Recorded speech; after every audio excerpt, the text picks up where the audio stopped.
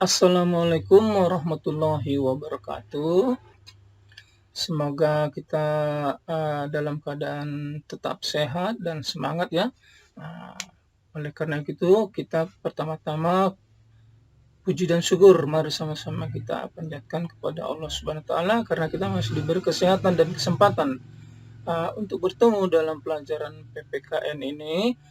Nah, kemudian mari kita sama-sama berdoa agar kegiatan kita atau pertemuan kita kali ini mendapat ridho ya, mendapat rahmat, taufik hidayah dari Allah Subhanahu wa taala agar pelajaran kita ini berjalan baik dan bermanfaat bagi kita semuanya. Itulah pembukaan kita. Untuk tidak memperpanjang waktu, kita langsung saja kepada slide yang pertama, yaitu judul. Nah, judul kita adalah Sistem dan Dinamika Demokrasi Pancasila. Jadi kita yang mau bahas di sini sudah tahu, yaitu masalah demokrasi Pancasila. Yang kita lihat yang pertama, apa itu sistem? Sistem adalah suatu kesatuan yang terdiri atas komponen-komponen yang saling berhubungan untuk mencapai suatu tujuan. Jadi komponen-komponen yang mana yang dimaksud? Komponen-komponen dalam demokrasi. Kemudian dinamika. Apa yang dimaksud dengan dinamika? Dinamika itu perkembangan ya. Perkembangan menyesuaikan diri terhadap keadaan. Jadi perkembangan apa yang kita bahas di sini? Perkembangan demokrasi secara umum dan perkembangan demokrasi Pancasila. Baru yang ketiga, demokrasi itu sendiri apa? Demokrasi adalah pemerintahan rakyat atau kedaulatan berada di tangan rakyat. Dengan kata lain, demokrasi adalah pemerintahan dari rakyat, oleh rakyat, dan untuk rakyat. Ya, itulah sekilas dari slide yang pertama, yaitu slide judul kita. Nah, sekarang kita masuk kepada kompetensi inti. Apa itu kompetensi inti? Kompetensi artinya kemampuan ya. Jadi kompetensi inti adalah kemampuan pokok yang seharusnya dikuasai oleh seseorang manakala ia memasuki jenjang lembaga pendidikan tertentu. Dalam kurikulum 2013 itu kompetensi inti atau KI itu dibagi menjadi 4 ya. KI 1, KI 2, KI 3, dan KI 4. KI 1 itu berhubungan dengan sikap spiritual. KI 2 adalah ranah sikap sosial. Yang ketiga ranah ilmu pengetahuan. Yang keempat ranah keterampilan. Jadi yang kita tuliskan di sini hanya ranah ilmu pengetahuan dan ranah keterampilan saja ya. Nah, KI ini rumusannya masih sangat umum ya, masih sangat luas sekali. Jadi untuk mengukur apakah kalian sudah kompeten, kita tidak bisa mengukurnya. Jadi KI ini harus dijabarkan lagi menjadi beberapa kompetensi dasar. Dari kompetensi ini dijabarkan lagi menjadi beberapa kompetensi dasar. Nah, untuk kompetensi dasar ini rumusannya sudah lebih terperinci. Yang mau dibahas juga sudah lebih khusus dia. Jadi seperti inilah kita untuk PPKN. Jabaran dari KI ini ada sekitar 27 KD. Salah satunya adalah yang ini ya, mengkaji sistem dan demokrasi Pancasila. Jadi sudah lebih terfokus pembahasannya kepada satu hal, yaitu demokrasi Pancasila. Namun KD ini walaupun sudah istilahnya terfokus pada satu masalah, namun belum juga bisa diukur, belum bisa dinilai, belum bisa diponten. Apakah dia ponten 0, ponten 10, ponten 90, atau ponten 100. Nah, untuk mengukur apakah kalian sudah kompeten atau belum, tidak bisa dibuat ukuran. Lalu untuk mengukur kemampuan atau pencapaian KD ini, maka dibuatlah apa yang disebut dengan indikator. Ya, sekarang kita masuk kepada indikator. Indikator itu ada dua ya. Yang pertama indikator tambahan, yang kedua indikator pokok atau indikator inti. Dari indikator inilah dibuat oleh guru menjadi beberapa soal ya. Beberapa soal. Mungkin satu indikator bisa menjadi beberapa soal. Jadi walaupun indikatornya misalnya 7 atau 9 misalnya, ini bisa dijadikan menjadi 10 soal atau 15 soal. Karena satu indikator bisa menjadi 2, menjadi 3 soal, itu tergantung kepada guru masing-masing. Bentuknya juga mungkin pilihan berganda, mungkin essay test, mungkin true false, mungkin essay test, mungkin mengisi, itu terserah gurunya ya, terserah guru masing-masing. Kemudian untuk bobotnya juga tingkat kesukarannya ada yang lots, ada yang HOTS. Yang lots itu adalah kemampuan berpikir tingkat rendah, sedangkan HOTS kemampuan berpikir tingkat tinggi. Nah, langsung saja kita lihat apa saja materi kita. Ternyata materi kita itu ada 3 ya. Yang pertama hakikat demokrasi, yang kedua dinamika penerapan demokrasi Pancasila, yang ketiga membangun kehidupan yang demokratis di Indonesia. Jadi di antara yang 3 ini yang mau kita bahas hari ini hanya satu saja ya, yaitu bagian bagian A-nya saja. Hakikat demokrasi. Ini yang mau kita bahas pada hari ini atau video kali ini ya. Nah, kita lihat langsung ke materinya. Hakikat demokrasi ya. Yang pertama kita lihat, istilah demokrasi ternyata itu bukan dari bahasa Indonesia ya, tapi berasal dari bahasa Yunani, yaitu demos dan kratos. Demos artinya rakyat dan kratos artinya pemerintahan. Jadi demokrasi adalah pemerintahan rakyat. Menurut Kamus Besar Bahasa Indonesia, demokrasi itu merupakan istilah politik yang berarti pemerintahan rakyat. Nah, ini juga ya, pemerintahan rakyat, pemerintahan rakyat. Menurut Abraham Lincoln, demokrasi adalah pemerintahan dari rakyat, oleh rakyat, dan untuk rakyat. Jadi secara harfiah, ya, secara etimologi, secara asal-usul kata, demokrasi berasal dari bahasa Yunani yang berarti kekuasaan rakyat, ya, atau suatu bentuk pemerintahan dalam suatu negara di mana rakyat sebagai pemegang kedaulatannya. Yang berkuasa itu adalah rakyat.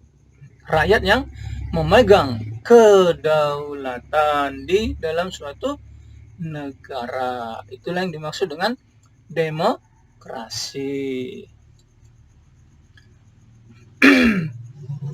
Lalu tadi dikatakan oleh siapa tadi? Abraham Lincoln, pemerintahan dari rakyat oleh pemerintahan dari rakyat oleh rakyat dan untuk rakyat. Itu apa maksudnya? Nah, ini penjelasannya ya. Pemerintahan dari rakyat berarti suatu pemerintahan atau kekuasaan untuk memerintah yang diperoleh melalui pemilu sehingga pemerintahan tersebut mendapat dukungan dari rakyat. Jadi pemerintahan yang berkuasa karena dia melalui mekanisme yang sah, maka mendapat dukungan dari rakyat. Dia hasil pemilu umpamanya ya. Nah, kemudian pemerintahan oleh rakyat berarti suatu pemerintahan ya, orang atau lembaga yang berkuasa sebagai wakil rakyat itu yang dalam menjalankan kekuasaannya atas nama rakyat. Menjalankan kekuasaannya atas nama rakyat, dan biasanya orang yang berkuasa juga dipilih dari rakyat ya. Nah, jadi yang memerintah rakyat juga gitu ya, mendapat dukungan dari rakyat, yang memerintah juga rakyat, orangnya juga dari rakyat. Nah, lalu pemerintahan untuk rakyat apa? Berarti kekuasaan yang diberikan rakyat kepada pemerintah yang juga dari rakyat ini tadi ya, adalah untuk kepentingan rakyat. Jadi pada hakikatnya pemerintah yang berkuasa adalah untuk melayani rakyat, bukan untuk kepentingan pribadi atau golongan atau partai tertentu. Walaupun dia menang dalam pemilu, tapi sebenarnya semuanya untuk kepentingan rakyat. Jadi mendapat dukungan dari rakyat, ya kan? Orang yang menjalankannya juga rakyat, atas nama rakyat, untuk kepentingan rakyat. Itu dia yang dimaksud dengan demokrasi menurut Abraham Lincoln, ya. Nah, kemudian kita lihat materi sambungan, ya. Dilihat dari titik berat perhatiannya, ternyata demokrasi itu ada 3 contoh atau 3 model, ya. Dilihat dari apa? Titik berat perhatiannya. Yang pertama, demokrasi formal, ya. Demokrasi formal ini menitik beratkannya pada bidang politik, ya, pada bidang politik. Jadi ini biasanya dianut oleh negara-negara yang liberal, ya, negara-negara liberal seperti Eropa Barat dan Amerika barangkali, ya. Negara-negara liberal lah pokoknya, ya. Kemudian demokrasi material biasa menitik beratkannya pada bidang ekonomi. Nah, ini biasanya dianut oleh negara-negara komunis dan sosialis gitu, ya. Kemudian demokrasi gabungan adalah mengambil kebaikan dari antara kedua ini. Mana yang baik dari demokrasi formal, mana yang baik dari demokrasi material diambil. Ini biasanya dianut oleh negara-negara non-blok. Artinya bukan blok barat, bukan blok timur, bukan yang liberal, bukan yang komunis, tapi non-blok. Begitu. Kemudian klasifikasi demokrasi, pembagian demokrasi berdasarkan ideologi, ya, berdasarkan ideologi. Yang pertama, demokrasi konstitusional atau liberal, yaitu demokrasi yang didasarkan pada kebebasan individual, kebebasan perorangan, ya. Sedangkan demokrasi yang kedua adalah demokrasi proletar, yaitu demokrasi yang didasarkan pada paham Marxisme komunisme. Jadi pada dasarnya ini sama, ya, mirip dengan yang di atas, ya, demokrasi formal dan demokrasi material. Oke. Materi selanjutnya, sedangkan klasifikasi atau pembagian demokrasi kalau dilihat dari cara penyalurannya, ya, cara penyaluran kehendak rakyat itu ada 2 macam, ada 2 bentuk, ada 2 jenis, ya.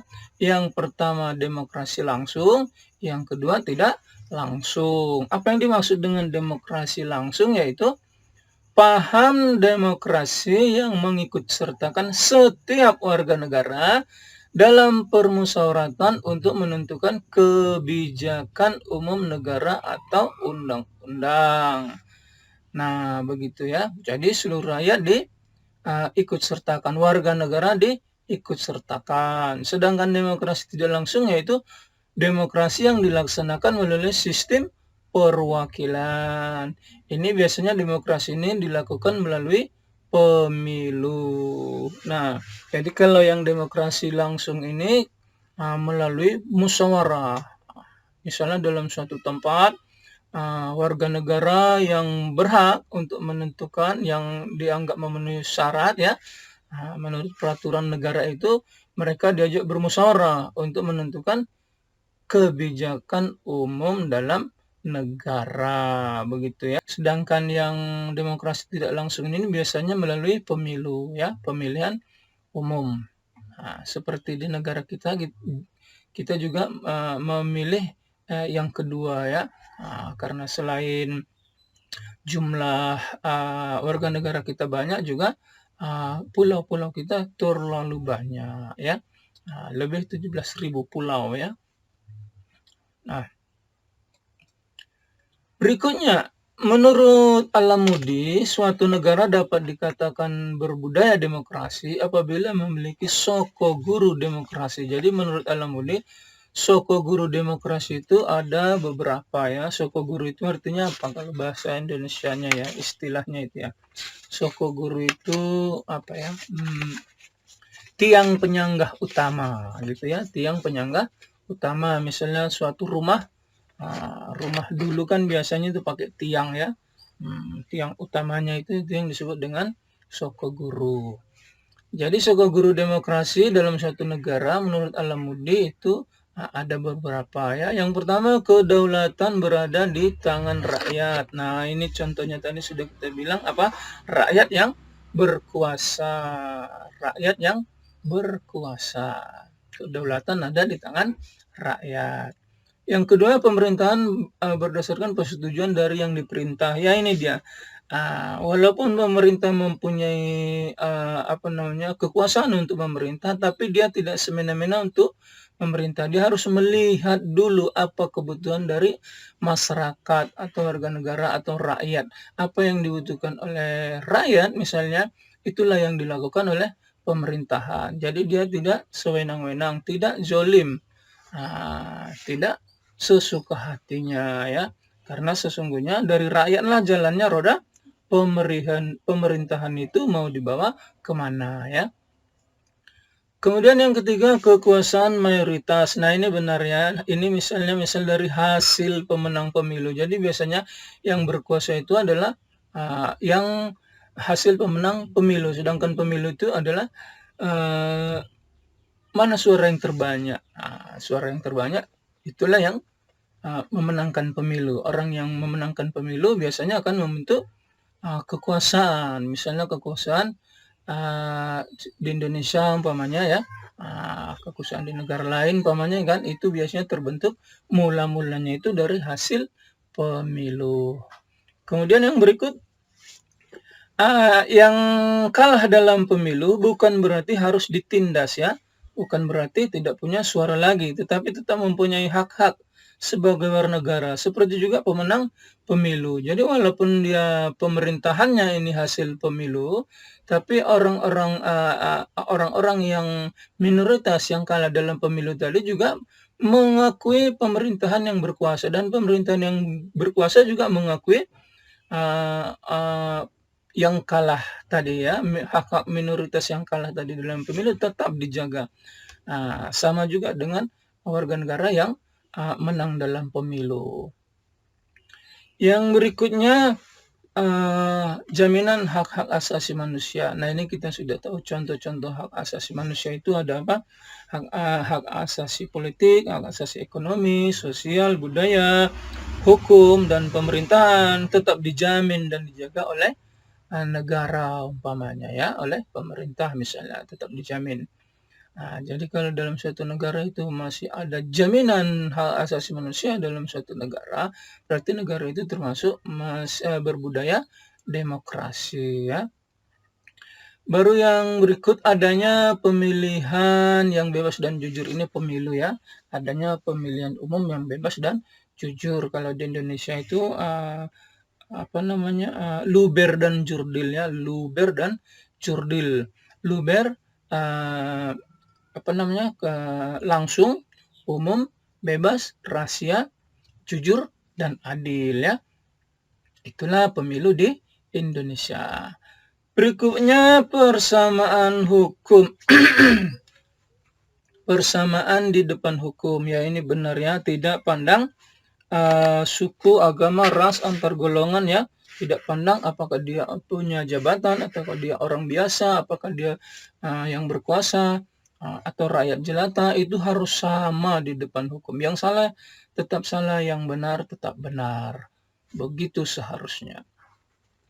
Kemudian proses hukum yang wajar. Proses hukum yang wajar ini misalnya apa ya? Jangan ditunda-tunda. Misalnya karena dia orang rakyat miskin, ditunda-tunda, ditahan-tahan, proses hukumnya lama sekali. Sementara kalau misalnya dia orang keturunan orang yang berkuasa, proses hukumnya cepat sekali. Jangan seperti itu ya. Kalau misalnya proses hukumnya sudah wajar, itu adalah tanda-tanda Sokoguru demokrasi, suatu negara yang berbudaya.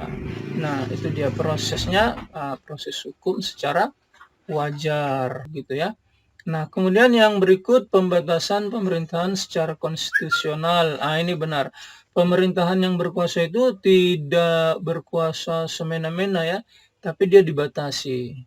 Kemudian pluralisme sosial, ekonomi, dan politik ini ya kita tahu ya di Indonesia itu ada istilah Bhinneka Tunggal Ika ya. Jadi diakuinya keanekaragaman dalam suatu negara, dihargainya keanekaragaman dalam suatu negara, itu menunjukkan negara itu sudah berbudaya demokrasi. Baru yang terakhir, nilai-nilai toleransi, pragmatisme, kerjasama, dan mufakat. Ya, ini benar ya.